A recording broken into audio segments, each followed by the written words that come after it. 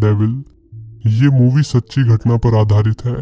साल 2005 चाओनान शहर में एक व्हाइट कार अपने आगे वाली कार को पीछे से ठोक देती है। ब्लैक कार का ओनर कार से उतरा और इंश्योरेंस क्लेम के लिए डेंट की फोटो लेने लगा। जिस आदमी ने उसकी कार को ठोका था वो उससे अजीबोगरीब बातें करने लगा और अगले ही पल उसने दूसरे आदमी पर छुरे से हमला कर दिया और फिर उसे उसकी ही कार में ले जाके मार डाला। फोटोग्राफर से लाश बनने में इस आदमी को ज्यादा देर नहीं लगी। खैर, इसके बाद किलर अपनी कार में बैठ के निकल गया। अगले दिन कोरियन सिंघम ताइसूक क्राइम सीन पर पहुंचा। सुराग की तलाश में वो लाश को देखने लगा। फिर उसने कार के पीछे वाला हिस्सा देखा जहां डेंट पड़ा हुआ था। ताइसूक के हिसाब से एक अच्छी लीड हो सकती थी। इसी बीच डोंगसू को दिखाते हैं जो बहुत ही पावरफुल गैंगस्टर बॉस होता है और जिसका अपना एक बहुत बड़ा गैम्बलिंग का बिजनेस था जो कि ऑफ कोर्स इलीगल होता है। वो एक मीटिंग में था अपने राइवल गैंग के लीडर के साथ। उनके बीच किसी बात को लेकर बहस हो रही थी जिस वजह से उनके चेले भी आपस में लड़ने लगे। डोंगसू ने पहले तो अपने बंदे की गुद्दी लाल करी और फिर दूसरे बंदे के मुंह में हाथ देकर उसके दांत निकाल लिए और बोला कि जब बड़े बात कर रहे हैं तो तुम लोग की आवाज कैसे आ रही है। ये देखकर दूसरे गैंगस्टर की हालत पतली होने लगी। डोंगसू ने उसे दांतों वाली शराब पिलाकर डील फाइनल कर ली। पुलिस स्टेशन में ताइसूक ने अपने बॉस को किलिंग से रिलेटेड कुछ एविडेंस दिखाए और बताया कि पिछले कुछ दिनों में हुए मर्डर्स का पैटर्न सेम है और उन्हें मारने के लिए भी सेम हथियार का इस्तेमाल किया गया है, जिसका मतलब ये हुआ कि ये किसी सीरियल किलर का काम है। लेकिन उसके बॉस ने उसे लताड़ दिया। उन्हें लगा कि ताइसूक ज्यादा ही हॉलीवुड मूवीज देख रहा है। उसके बाद गैंगस्टर अकेला ड्राइव पे निकलता है ताकि बिजनेस को लेकर उसका दिमाग क्लियर हो सके। तभी उसकी कार को पीछे से किसी ने ठोक दिया। शुक्र है कार को ही ठोका।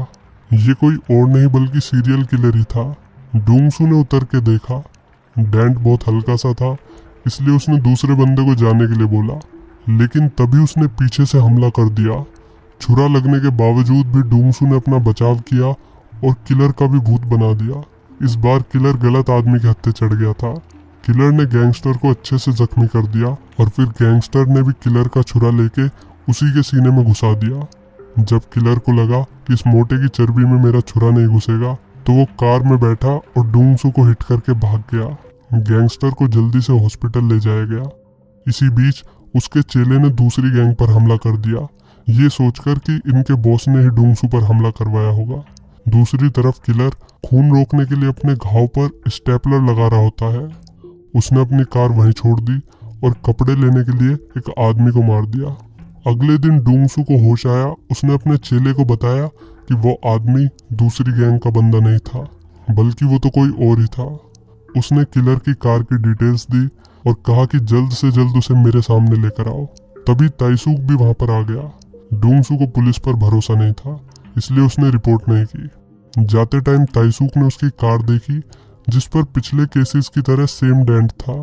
डोंगसू ने किलर का स्केच बनवाया जो कि काफी एक्यूरेट था। मुझे तो अपने दोस्तों की भी शक्ल याद नहीं रहती। खैर, मैं गैंगस्टर बॉस भी तो नहीं हूँ। डोंगसू ने अपने बंदों को किलर की तलाश में लगा दिया। वो उसे पुलिस से पहले पकड़ना चाहता था। इसी बीच किलर ने अपना अगला शिकार किया और उसका ट्रक ले लिया। ट्रक में एक और बंदा बैठा हुआ था।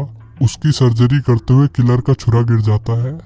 कुछ टाइम बाद ताइसूक गैंगस्टर बॉस के इलीगल धंधों पे रेड पड़वा देता है, जिस वजह से उसकी गैंगस्टर डोंगसू से डायरेक्ट बात हो पाई। ताइसूक ने उसे बताया कि हमलावर एक सीरियल किलर है। डोंगसू को भी यही लग रहा था, नहीं तो कौन मादर सांड जैसे गैंगस्टर बॉस पे हमला करेगा। इस हमले की वजह से गुंडागर्दी की दुनिया में डोंगसू की रेपुटेशन गिरती जा रही थी, जिसका फायदा दूसरे गैंग वाले उठा रहे थे। इस सब की भरपाई किलर को पकड़ के ही हो सकती थी। डोंगसू के आदमियों को किलर की कार और उसका छुरा मिल गया। कुछ टाइम बाद डोंगसू ने फिर से ताइसूक को अपने घर पे बुलाया। उसने बताया कि एक गैंगस्टर की रेपुटेशन ही उसके लिए सब कुछ है। उसे दूसरी गैंग्स को बताने के लिए कि असली बॉस कौन है, जल्द से जल्द अटैकर को पकड़ना होगा, जिसके लिए उसे ताइसूक की जरूरत थी। उसने पुलिस वाले के साथ एक डील करी कि जिसके भी हाथ डेविल पहले लगा वो उसका हो जाएगा। ताइसूक सोच रहा था कि वो किलर को पकड़ के कोर्ट ले जाएगा, जबकि डोंगसू उसे कुत्ते की तरह पीटना चाहता था। डील के बाद डोंगसू ने बताया कि उनकी सभी बातें रिकॉर्ड हो रही थी। अब ताइसूक उसे धोखा नहीं दे सकता। डोंगसू ने पुलिस वाले को किलर का स्केच देकर काम पे लगा दिया। डील की वजह से ताइसूक और उसके साथियों को डोंगसू के वेयरहाउस में जाने की परमिशन मिल गई जहां किलर की कार खड़ी थी। उन्होंने डीएनए सैंपल्स की तलाश करना शुरू कर दिया। इसी बीच डोंगसू ने अपना आदमी भेजा दूसरी गैंग के बॉस को मारने के लिए, जिसे दांत वाली दारू पिलाई थी शुरू में। वो उसकी गिरी हुई रेपुटेशन का फायदा उठा रहा था, इसलिए डोंगसू ने उसे मरवा दिया, वो भी किलर के छुरे से। कार से मिले डीएनए की रिपोर्ट आ गई। ये डीएनए पिछले सभी क्राइम सीन से मैच कर गया। साथ ही साथ सेम डीएनए खंजर पर भी मिला, जो डोंगसू के आदमियों ने क्राइम बॉस की बॉडी पर ही छोड़ दिया था। अब ये सारे मर्डर्स सीरियल किलिंग्स के तौर पे दर्ज कर लिए गए और अब इस केस में पूरा का पूरा डिपार्टमेंट इन्वॉल्व हो गया। ताइसूक बड़े गुस्से में डोंगसू के पास गया। गैंगस्टर ने उसे बढ़िया करके छेद दिया। डोंगसू ने माना कि उसने उसके राइवल गैंगस्टर को मरवाया है। ये नई खबरें तेजी से देश में फैलने लगी। सीरियल किलर ये सब टीवी में देख रहा था और वो बहुत गुस्से में था, क्योंकि क्राइम बॉस का मर्डर उसके सर मर दिया गया था। इसलिए वो क्राइम बॉस की तेरवी पे गया, पूड़ी खाने नहीं बल्कि एक लेटर देने, वो भी क्राइम बॉस के असिस्टेंट को। लेटर में लिखा था कि क्राइम बॉस की मौत मेरे छुरे से हुई है, लेकिन किसी और के हाथों।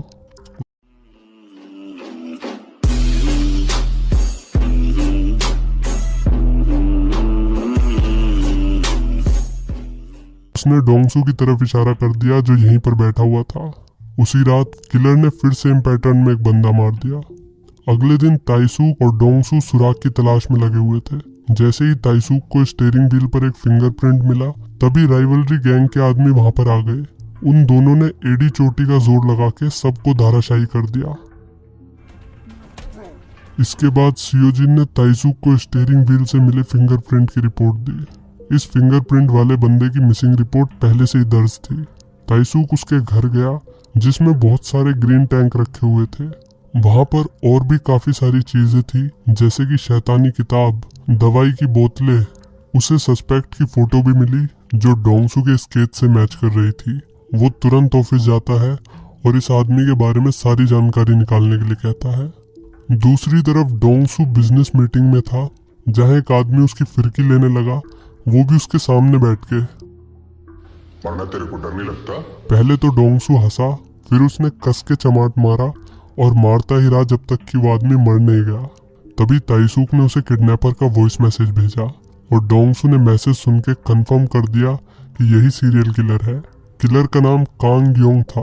उसके बारे में थोड़ी जानकारी जुटाने के बाद पता चला कि बचपन में उसका बाप उसे खूब मारता था। सीरियल किलर बनने की पहली रिक्वायरमेंट ही ये है कि आपका बाप भी साइको हो। खैर, इसके बाद डोंगसू ने योंग की फोटो सभी में बांट दी और फिर उसकी पूरी गैंग उसे ढूंढने में लग गई। उन्होंने शहर का चप्पा चप्पा छान मारा, पर उन्हें कामयाबी हाथ नहीं लगी। एक दिन डोंगसू बस का इंतजार कर रहा था। तेज बारिश हो रही थी, इसलिए उसने अपनी छाता लड़की को ऑफर करी। पहले तो बच्ची ने मना कर दिया, पर डोंगसू के जोर देने पर उसने छाता ले ली। ताइसूक भी वहां पर आ गया और उस बच्ची से कहने लगा कि तुम्हें अनजान लोगों से सामान नहीं लेना चाहिए, वे बदमाश भी हो सकते हैं। बच्ची ने पलट के जवाब दिया कि मुझे तो आप ही बदमाश लग रहे हो। Savage reply. खैर, वो डोंगसू के अम्ब्रेला के लिए थैंक यू बोलकर बस में बैठ गई। दरअसल किलर भी इसी बस में बैठा हुआ था, लेकिन किसी ने ध्यान नहीं दिया। शाम को गैंगस्टर्स और डिटेक्टिव साथ में बैठकर खाना खा रहे थे, तभी न्यूज में दिखाते हैं कि शहर में एक और मर्डर हो गया। टीवी में डोंगसू की अम्ब्रेला भी दिखती है। डोंगसू समझ गया कि ये वही बच्ची है जो उसे बस स्टॉप पे मिली थी। वे सभी तेजी में उठे और किलर की तलाश में हर मोटल, हर रेस्टोरेंट, साथ ही साथ बस के रूट को भी छान मारा। आखिरकार उन्हें एक मोटल मिल गया, जिसके ओनर ने कंफर्म कर दिया कि ये बंदा यहीं रुका हुआ है, लेकिन वो भी यहाँ पर नहीं था। वे सब उसका इंतजार करने लगे, जैसे शेर अपने शिकार का इंतजार करता है। किलर देर रात में आया। सभी लोग बेसब्री से उसका इंतजार कर रहे थे, जैसे इंडिया पाकिस्तान का मैच देखने के लिए लोग इंतजार करते हैं, वैसे ही इसका इंतजार हो रहा था। लेकिन तूफान से पहले के सन्नाटे को किलर ने भांप लिया और गाड़ी की स्पीड बढ़ाकर तेज निकल लिया। पुलिस वाले और गैंगस्टर्स की फौज उसके पीछे पड़ गई। एक बहुत लंबे और खतरनाक चेज के बाद 3 कार आपस में टकरा गई। किलर कार से निकल के भागने लगा। वे लोग भी उसके पीछे भागने लगे। उसे पकड़ने के चक्कर में वे तीनों अलग अलग हो गए।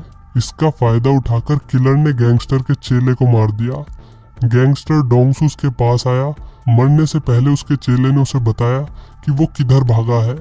डोंगसू खून के धब्बों का पीछा करते हुए एक कैरियो के बार में पहुंच गया। जहां उसने देखा कि दो लड़की गाना गाते हुए रो रही थी। वो समझ गया कि किलर अंदर ही है। किलर भी अंदर उसका इंतजार कर रहा था।